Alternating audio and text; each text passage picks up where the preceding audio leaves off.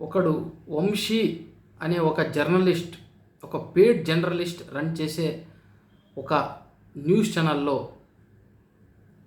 అది పెద్ద ఛానల్ అనే మీనింగ్ వచ్చే విధంగా ఆ న్యూస్ ఛానల్ని నామకరణం చేసి ఎప్పుడు కూడా అన్యాయం చేసే వాళ్ళ పక్షాన డిబేట్లు పెట్టి బాధితులను రోడ్డుకు లాగి వాళ్లకు నష్టం వచ్చే విధంగా ఆ డిబేట్లలో పార్టిసిపేట్ చేసిన వ్యక్తుల ద్వారా బాధితులపైన నానా మాటలు మాట్లాడే విధంగా మాట్లాడించి వాళ్ళ బాధితుల ఆత్మస్థైర్యాన్ని ఎప్పుడు కూడా దెబ్బతీసే విధంగా ఒక బ్రోకర్ జర్నలిస్ట్గా పేరుగాంచిన వంశీ అనేవాడు ఏం చేస్తా ఉన్నాడంటే, ఏదైతే బండి భగీరథ విషయం ఉందో, కేసు ఉందో, ఆ కేసులో బండి భగీరథ పట్టుబడే వరకు బీఆర్ఎస్ యొక్క కార్యకర్తలను, బీఆర్ఎస్ పార్టీని ముందుండి నడిపించి ఎవరైతే కల్ప్రిట్ ఉన్నాడో ఆ కల్ప్రిట్ను అరెస్ట్ అయ్యేంత వరకు కూడా వదిలిపెట్టని ఆర్ఎస్ ప్రవీణ్ కొడుకులపైన ఒక పరమ చెత్త పోస్ట్ పెట్టడం జరిగింది. అదేంటంటే, ఆర్ఎస్ ప్రవీణ్ కొడుకులు మంచి వాళ్ళ అనే విధంగా ఆ న్యూస్ ఛానల్లో ఒక పోస్ట్ పెట్టడం జరిగింది. యూట్యూబ్లో అయితేనేమి, మిగతా సోషల్ మీడియా ప్లాట్ఫామ్స్లో అయితేనేమి.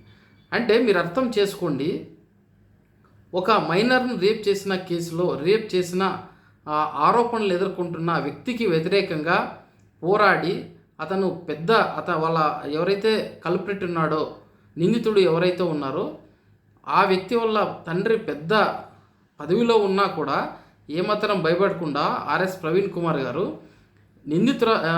ఎవరైతే విక్టిమ్ ఉన్నారో విక్టిమ్కు న్యాయం చేకూర్చే విధంగా ఎంతో పోరాడి ప్రతి విషయాన్ని కూడా క్షుణ్ణంగా ప్రెస్ మీట్లో ఎక్స్ప్లెయిన్ చేసి ప్రభుత్వం పైన ఒత్తిడి తెచ్చి సమాజంలో అవేర్నెస్ క్రియేట్ చేసి ఆ నిందితుడికి రోజు ఆ నిందితుడు అరెస్ట్ అయ్యాడు అంటే, లొంగిపోయాడంటే దానికి ప్రధాన కారణంగా మనం ఆర్ఎస్ ప్రవీణ్ కుమార్ గారు, మాజీ ఐపీఎస్ అండ్ బీఆర్ఎస్ ప్రధాన కార్యదర్శి ఎవరైతే ఉన్నారో ఆయనకి క్రెడిట్ అంతా ఇవ్వాలి. ఎందుకంటే కాంగ్రెస్ నుంచి అయితేనేమి, బీఆర్ఎస్ నుంచి కూడా చాలామంది నాయకులు అయితేనేమి, బీజేపీ నుంచి కూడా ఒక్కరు ఈ విషయాన్ని, బండి భగీరథ విషయాన్ని ఎవరు కూడా మాట్లాడలేని పరిస్థితిలో ఉన్న సమయంలో ఒకే ఒక్కడు నిలబడ్డాడు, ఆర్ఎస్ ప్రవీణ్ కుమార్.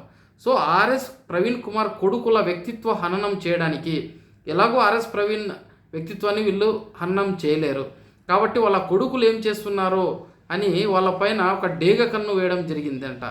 యాక్చువల్లీ సాక్షాత్ ఇది ఆర్ఎస్ ప్రవీణ్ కుమార్ గారే చెప్పడం జరిగింది.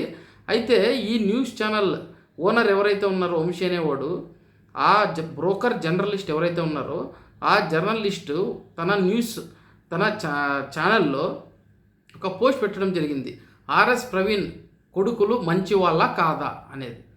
ఆర్ఎస్ ప్రవీణ్ కొడుకులకి ఇప్పుడు సంబంధం ఏముంది ఈ సందర్భంలో అటువంటి పోస్ట్ పెట్టాడు అంటే?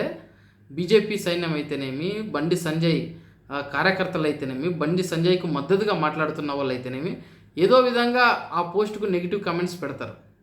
సో ఆ విధంగా ఆర్ఎస్ ప్రవీణ్ కుమార్ కొడుకుల వ్యక్తిత్వ హననం చేసి వాళ్ళ ఆత్మస్థైర్యాన్ని దెబ్బతీసే విధంగా ఈ బ్రోకర్ లాంటి ఈ ఛానల్ ఈ విధంగా పెట్టవచ్చు అనేది ఒక్కసారి కామెంట్ చేయండి.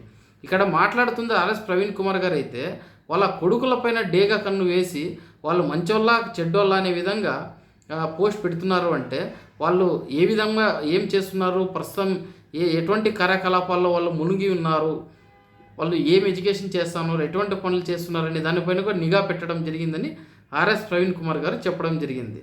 అయితే ఆర్ఎస్ ప్రవీణ్ కుమార్ గారు కూడా దానికి క్లారిటీ ఇవ్వడం జరిగింది. మీరు ఎంత వెతికినా కూడా మా పిల్లలు వాళ్ళు వేసుకునే పాత బట్టలు అండ్ పుస్తకాలు తప్పినిస్తే వాళ్ళ దగ్గర మీకు ఏమీ దొరకవు, మా కుటుంబం యొక్క జీవితం తెరిచిన పుస్తకం లాంటిది అనే విధంగా ఆర్ఎస్ ప్రవీణ్ కుమార్ గారు కూడా చెప్పడం జరిగింది. అయితే ఈ ఏదైతే న్యూస్ ఛానల్ ఉందో దిగజారుడు జర్నలిజాన్ని ప్రోత్సహిస్తూ ఉంది. ఇటువంటి కామెంట్లను పెట్టి అనేవాళ్ళు కరెక్ట్గా కామెంట్ చేయండి, మీ ఒపీనియన్ ఏంటనేది.